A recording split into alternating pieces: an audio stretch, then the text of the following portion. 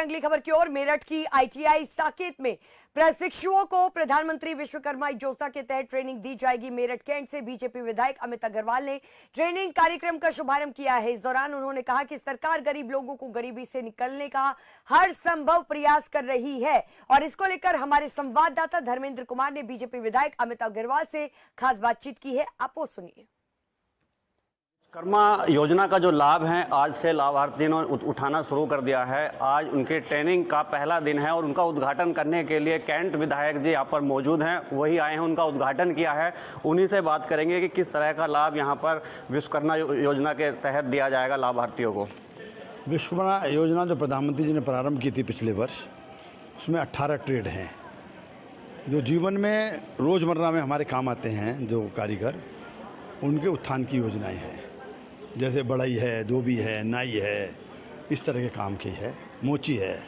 तो आज ये फिशरमैन जिनको कहते हैं धोबी, उनको ट्रेनिंग देने का कार्यक्रम शुरू हुआ है और इसमें 15,000 की टूल किट हर कारीगर को दी जाती है जो ट्रेनिंग के लिए यहाँ आता है।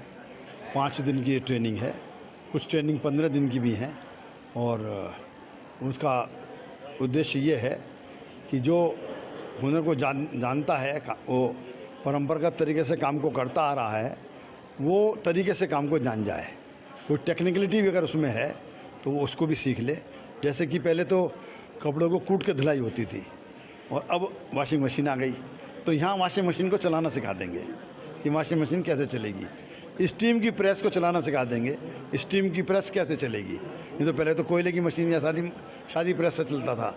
तो इस तरह की टेक्निकलिटीज़ के साथ दाग कैसे मिटाना है, कपड़े के ऊपर दाग लग गया है तो उसके लिए ये इन्होंने ये योजना शुरू की है।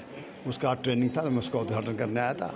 मैं सबको उनके उज्ज्वल भविष्य की कामना करता हूँ। क्या कहते हैं, जब से प्रदेश में योगी सरकार और देश में मोदी सरकार आई है और लगातार लाभार्थी इसका लाभ उठा भी रहे हैं, यानी कि गरीब रेखा की बात करें तो जिस प्रकार से गरीबों को ना तो कोई रोज़गार मिलता था, ना इस तरह की सुविधाएं मिलती थी, अब जाकर जब गरीब संभले हैं और लगातार योगी सरकार और मोदी सरकार की वाहवाही करते हैं, और आगे उनके लिए क्या क्या और रखा है? ये मोदी और योगी सरकार ही नहीं कह रही है या हम नहीं कह रहे हैं, ये विश्व की संस्थाओं ने कहा है जो सर्वे करते हैं कि 25 करोड़ भारतीय गरीबी की रेखा से बाहर आ चुके हैं।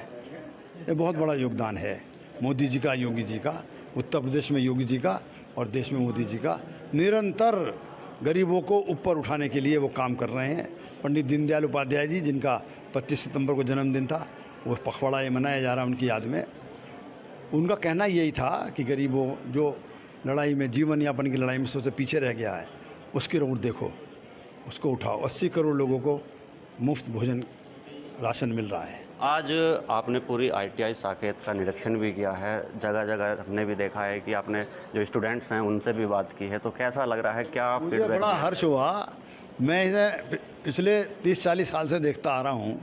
तो जहाँ बंदरों का डेरा होता था, वहाँ आज शेड पड़े हुए हैं और छात्र वहाँ ट्रेनिंग ले रहे हैं।